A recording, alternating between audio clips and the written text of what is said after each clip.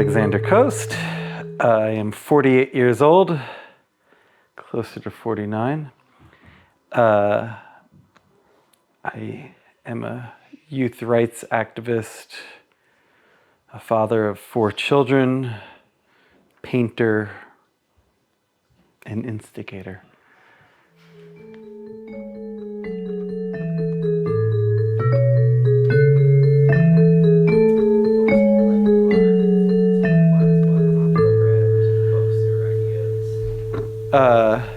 There were a few things. So the one I had mentioned previously, the one influence on flying squads, maybe the main influence that got me to start it was I went from running a self-directed school to being like, hey, this is great, but I could get like the same 20 families that would risk sending their kids to this unconventional methodology. Whereas then when I started a junk playground, hundreds and then thousands of children were able to go and have access to this, and we were able to have conversations with different families. And while maybe that's not as impactful as doing it every day in school, it opened up an opportunity and opened up a conversation, a very different type of opportunity to influence people. But what I didn't like about it was that it was fenced in. And so just that idea of like, how do we do something that's not school or even unschooling, right? Which is still school, right? Or at least like the way we talk about unschooling oftentimes is like, we still, I mean, I know a lot of unschoolers go into like, you know, what is a curfew and when do you eat vegetables and what about video games and all those types of conversations that are outside of school. But a lot of the time, what we're still talking about is like learning and school and education. So how do you like take that and break it out and just be like living, right? And how do you do that in a space where you're not defined in a fenced-in area? And it was exactly as I had done the junk playground that I read the works of Colin Ward. It was The Child in the City. It was the particular book of his, which is a beautiful book. It's mostly photographs of children in urban areas in England, which is where Colin Ward was from. I think mostly London, but I'm not certain about that. And in the book, to paraphrase him, which on the Flying Squad website, it still has the quote. That was the quote that I read that I was like, oh, he basically says, you can tell how much of a failure on children's rights a neighborhood is by how many playgrounds they have, which is the opposite of what we normally think. We think, oh, if it has a lot of playgrounds, this is a child-friendly neighborhood, and he's saying the opposite. And what he was saying is, oh, because you're fencing in children into this area and saying, hey, kids, here's a space for you and here's the rest of the city.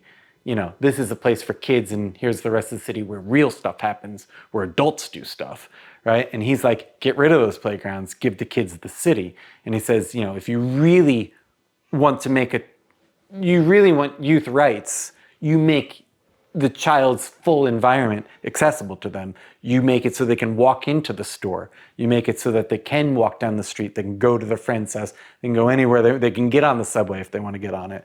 Right? And I remember reading that right as I was like thinking about this, I don't feel so good about this fenced in idea, and being like, oh, that's it. I joined flying squads in 2020 or 2021 because I was unschooling and I was taking some online classes, but I was doing almost nothing in person, and it went to the point where I just felt like I was gonna go crazy and I needed to get out of the house and see other people. And so then I already knew about Brooklyn Apple Academy and I knew about Flying Squad, so it made sense to join Flying Squad. I joined Flying Squads because my dad started it. I was the day it opened. And a little known fact is the first week that it was around, every single day it rained. And we're almost there to changing the name to Brooklyn Boating Squad, just because of that. But yeah, I joined the day it started, must have been 2018. or late 2017, I think 2018. And it was just me and a few other kids around a table in the Brooklyn Public Library. That was it. We started with a meeting in a library, and we had a journal where we stated our intention. Well, my intention was that we were going to state our intentions, sort of like how Agile Learning Centers do it. Like in the morning, be like, we're going to go do these things.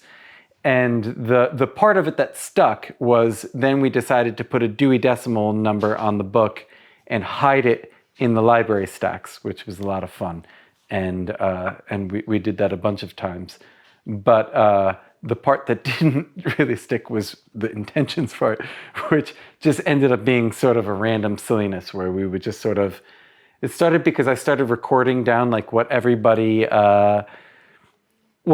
said, like verbatim, and then that sort of became a silliness. But it became a tradition. And I'd say one of the things about flying squads in Brooklyn was really this feeling of tradition, like which I think was a really important part. It was this being togetherness, this like a familiarity, sort of inside jokes, essentially. I love cult psychology because you can apply it to non-cult things also. And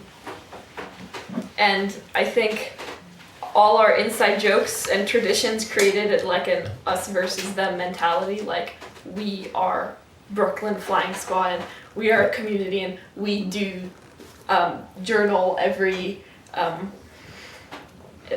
morning that we meet and stuff like that.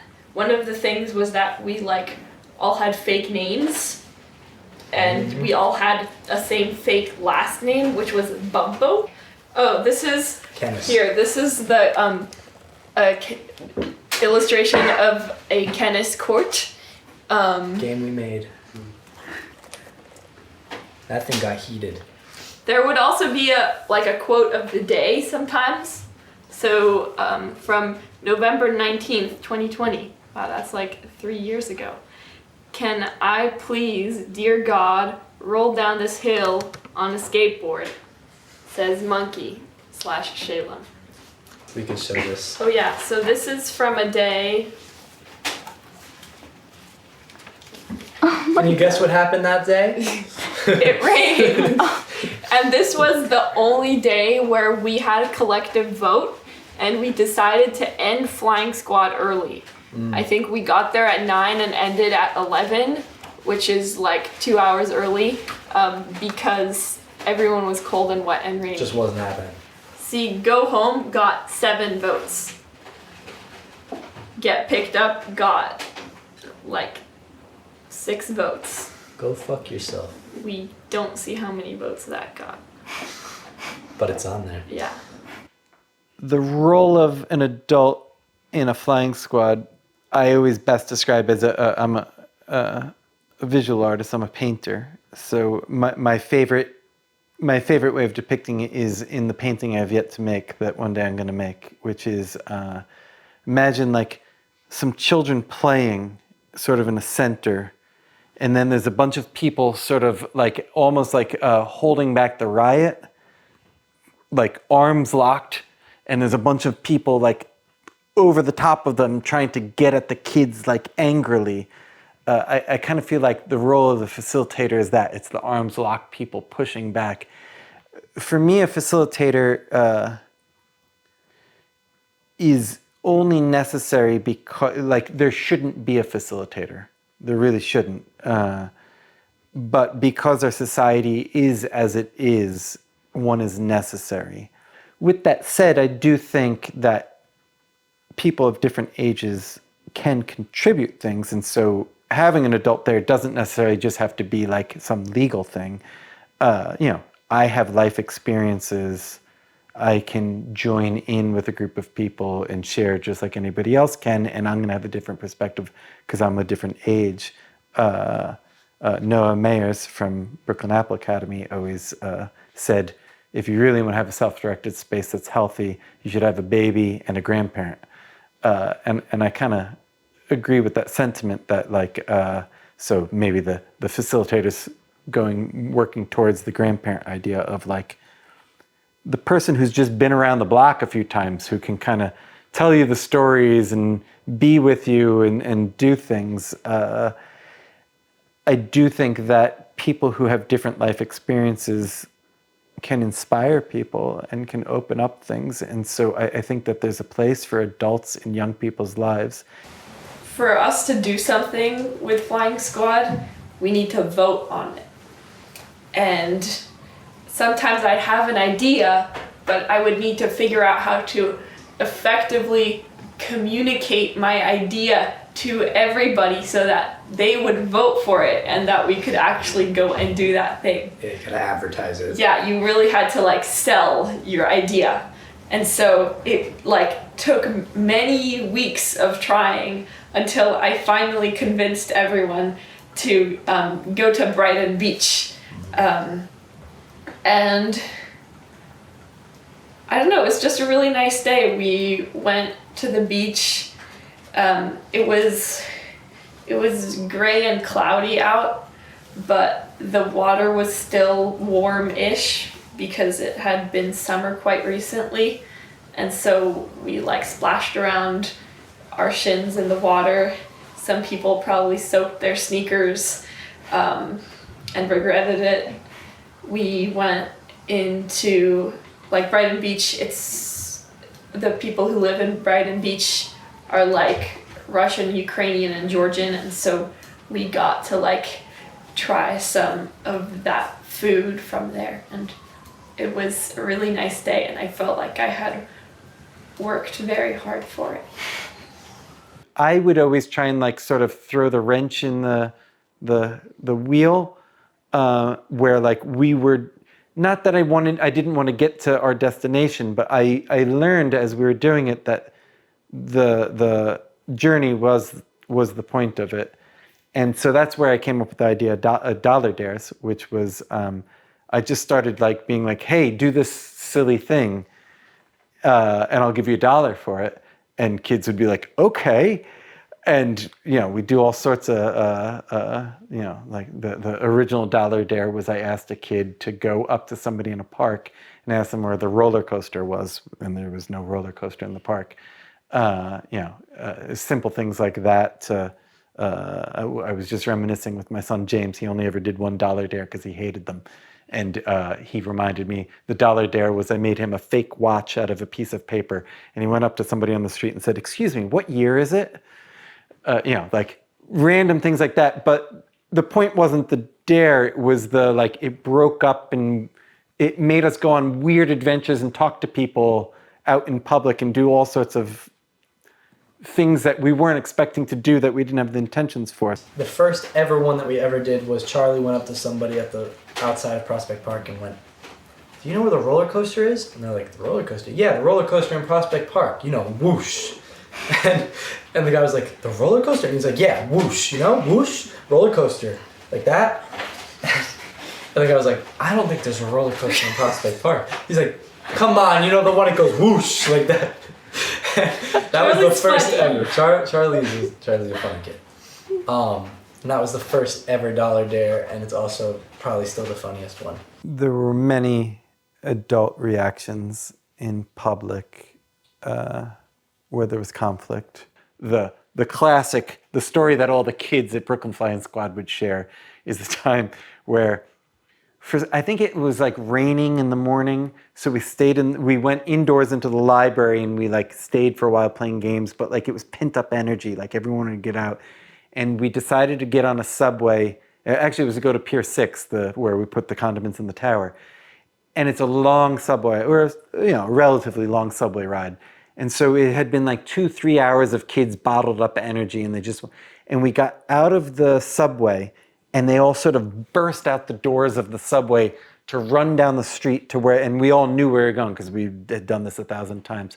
And it just so happened that there was an elderly woman who had a broken arm, who was walking down the street, who, according to her, had worked for the Department of Education for 35 years, and saw these kids freaking out, yelling, hopping down the street with joy, and decided that they weren't the, you know, reflective gear, holding hands, marching in order.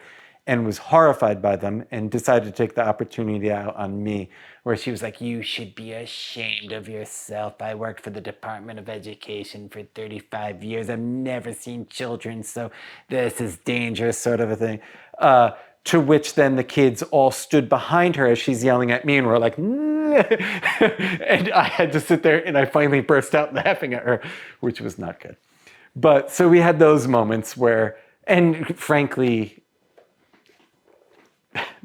my reaction to that is sort of a, like you're not going to listen to me. You don't want to engage with me at all. You just want to reprimand me and tell me how wrong I am, and you have no right, no place. And so I generally am pretty rude to those people. So I won't go into details of how I'm rude, but yeah. One of my favorite things is because I always got there early because my dad started it, so he sort of had to open. And we would all meet inside the library, and when COVID started, we stopped doing that because they closed it. But before that, so 2019, we would meet in the library and I'd get there first. And I think one of my favorite things of all time was just sitting there and watching people come in. And because some people would come, some people wouldn't come on some days. And so it was very fun to see, oh, Isaac came today, oh, Mateo came. And the excitement of having your friends show up just on that one day was, I think, maybe the most exciting part of the day for me. The magic behind it, I always said, was like what I called like the confessional while walking, was as you would be walking to places, the conversations you would have together, those were like the real meaning. It had nothing to do with any destination. It was the walking together and like the conversations you would have. And I had so many conversations with so many different people that were so meaningful, so powerful. A lot of them are very, to me, sort of in that sort of confessional sort of feeling, like I wouldn't want to share them because they were very intimate, but really beautiful things. I think a need that Flying Squad fulfilled for me was just like going outside without a plan and exploring. Showing up with no plan and seeing what emerges. Having scheduled spontaneity was just a wonderful thing in general. In the beginning, there was more of an ending. Like we would all go back to the library. The original intention was to have a reflection period where we were all going to talk about the day. I don't think that ever happened. And then as the people that I worked with got older, we'd be like, there'd be a kid who's like, hey, I live 3 blocks that way. I'm going to go home now. Like as we're walking back, and I'd be like, oh, okay.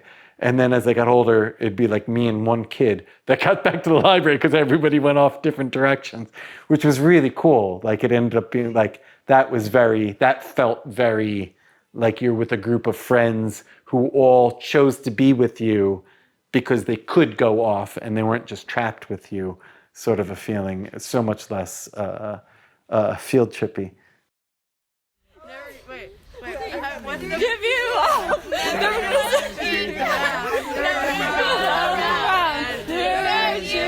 never gonna say you cry, never gonna say goodbye, never gonna tell a lie, desert you. We've known each other for so long. You know the rules, so do I.